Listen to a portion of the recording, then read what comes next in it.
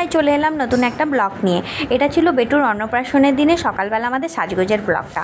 তো প্রথমত বলে রাখি, আমি যেহেতু মেকআপ আর্টিস্ট, কিন্তু আমার পক্ষে সেদিন একা সাজা সম্ভব ছিল না, কারণ ছোটো বাচ্চাকে নিয়ে পুজো টুজো সব কিছু নিয়ে না সম্ভব ছিল না। তো আর যেহেতু আমি, আমার দিদি, আমার বোন, আমার যা চারজনেই সাজবো, তো তনুশ্রীদিকে অনেক আগে থেকেই বুকিং করে রেখেছিল। একদম যথাসময়ে এসে চারজনকে খুব সুন্দর করে সাজিয়ে দিয়েছিল, মানে জাস্ট কিছু বলার নেই, খুব সুন্দর করে সাজিয়ে দিয়েছিল। তোমাদের সঙ্গে পুরোটাই শেয়ার করছি, দেখো আমার ফাইনাল লুকটাও শেয়ার করবো, কেমন লাগছে জানাবে। তো যাই হোক, এরকম করতে করতে যেহেতু পুজোর ব্যাপার আছে, তো আগে আমাকেই সাজিয়ে দিয়েছিল, যে দেখো আমাকে একদম সাজিয়ে রেডি করে দিয়েছে গয়নাগুলো পরে। তোমাদেরকে সেই ফাইনাল লুকটাও দেখাবার। এদিকে পুজো অলরেডি শুরু হয়ে গেছে, আমার দিদা বসে আছে, শাশুড়িমা বসে আছে, বরমশাই পুজোতে বসেছে।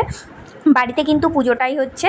এরপরে বাড়িতে পুজোটা হয়ে গেলে পুচকুকে স্নান করানো হবে, হলুদ হবে, স্নান হবে, দিয়ে যে পুজোর যে অন্নপ্রাশনের জন্য মেন যে ভোগটা, সেটা মামা এখানে ঘরেই খাইয়াবে, মেনলি পায়েসটা।